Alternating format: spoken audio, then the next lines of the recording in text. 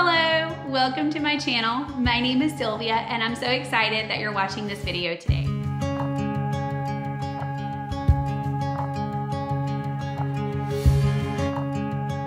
Just a side note, this is my first ever YouTube video, so I'm not quite sure what I'm doing or if I'm doing it correctly, but please bear with me today. So for today's video, I wanted to share with you all about our debt-free journey. Our debt-free journey began on December the 26th, 2018, and fast forward 10 months and 10 days on November the 5th, 2019, we were officially debt-free. During those 10 months, we were able to pay off $41,866.77. That was a huge milestone for my family. So today I want to share with you the strategies and things that we used to become debt-free. I do want to preface this video by saying there is no easy or quick fix to getting out of debt. It took a lot of work. Getting out of debt requires sacrifice and many, many no's.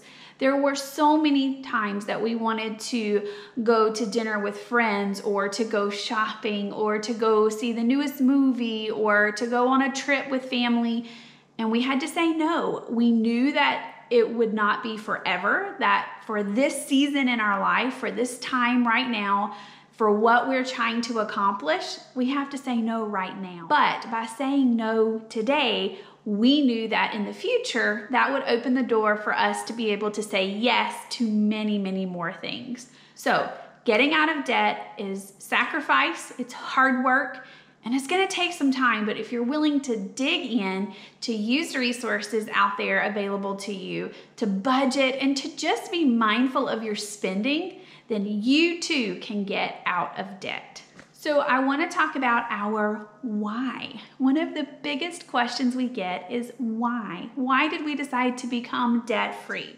Our why is rooted in our faith. We felt very strongly that the Lord had placed on our hearts to get out of debt. And along with that was this sense of urgency to do it very, very quickly. We knew that this was not a journey that we wanted to be on for 2 or 3 years. We wanted to knock out our debt as quickly as we could. So now let's talk about tips and strategies. What worked for us and what did not. Tip number 1, budget. The only way that you are going to be successful paying off your debt is if you budget. No one likes to say the budget word. No one wants to create a budget. It's definitely not fun. But when you are considering paying off large amounts of debt, it's so important that you create a budget. You have to know how much money is coming in, how much money is going out, what areas can I skim back on for a season in order to put extra money towards debt. Budgeting is so important. There are numerous apps out there. Dave Ramsey does have an Every Dollar app. It's a great budget tool if you're looking for somewhere to start with budgeting. Tip number 2, track your spending. You have to know how much money is coming out each month. And in order to be able to cut down on spending, you need to know, what am I spending money on? Once you know what amounts are coming out of your budget each month, where you're spending the most money, it's so easy to then be able to trim some of that away, which will free up extra money for you every month that you can throw towards your debt. Now for us, I combined tip number 1, budgeting, with tip number 2, track your spending.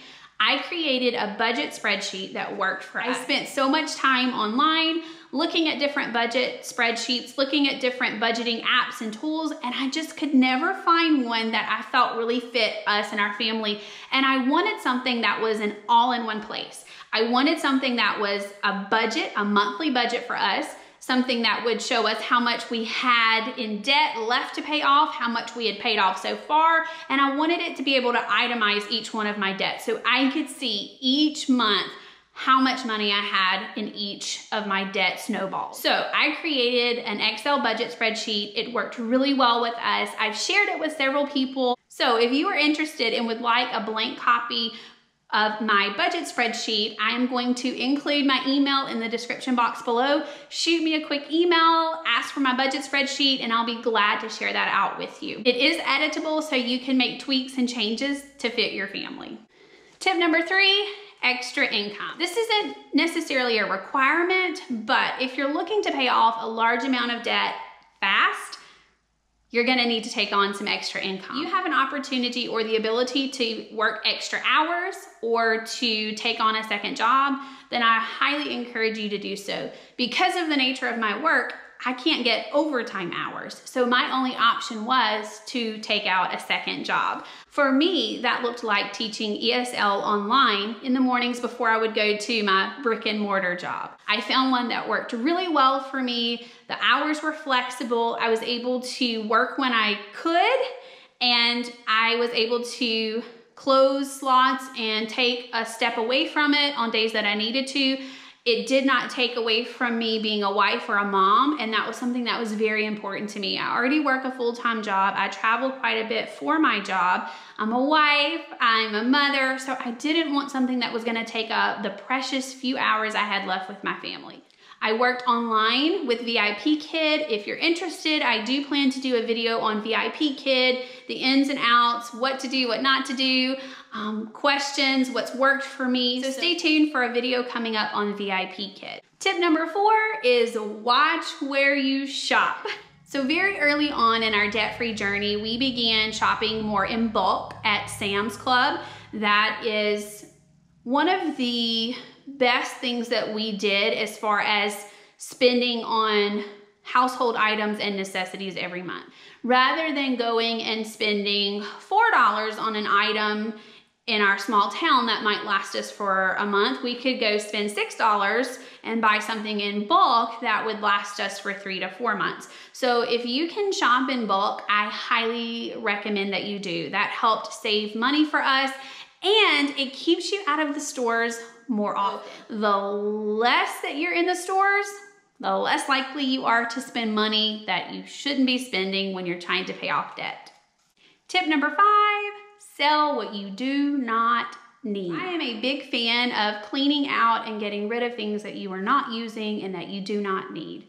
Throughout our debt-free journey, I would frequently clean out closets and pull out toys that my daughter was no longer playing with, and I would sell those online. For example, when it came time to purchase school supplies and school uniforms, I think I may have spent $30 out of pocket, and that was buying uniforms, shoes, and school supplies. What I did was I cleaned out her closet. I had tons of uniforms that were too small for her that were still in great condition. So I sold those online and used all of the extra money to purchase what we needed for the new school year.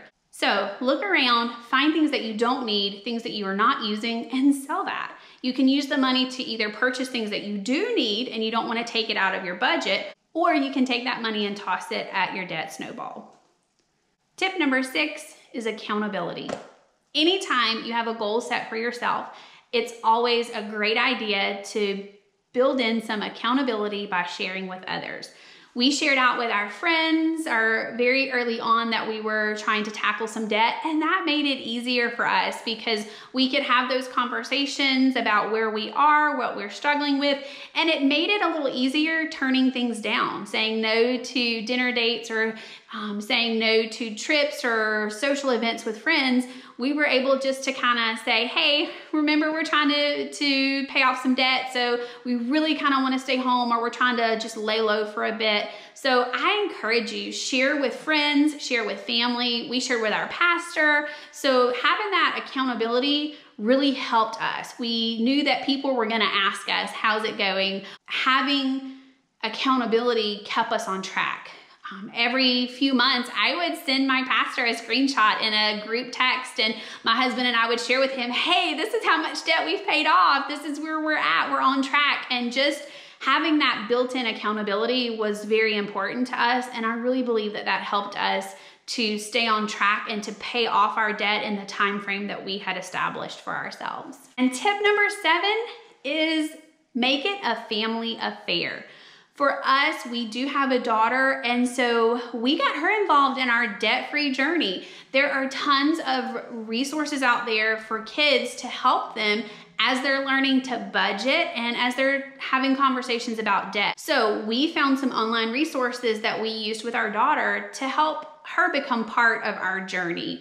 There were coloring pages that we downloaded. You can color in and set mile markers for yourself. So as you pay off a certain amount of debt, when you reach that milestone, they get to color in another block or another part of the picture. I'll put a link to those resources in the description box below. So if you have children and you're wanting to take on a debt-free journey for yourself, then I really encourage you, look for ways to bring your kids into the equation with you. Make it a family affair, get them involved in it. It will be a whole lot smoother for you, and it's a great learning opportunity for your kiddos. So that's it. I hope you enjoyed these tips and strategies. If you have any questions, please feel free to reach out to me. I would love to share more about our story with you, encourage you, kind of give you an idea of a great starting point. So if you have questions, please feel free to reach out to me. I'm including my email in the description box below. So if you would like a copy of my budget spreadsheet that we used, shoot me an email. I'll be happy to share it.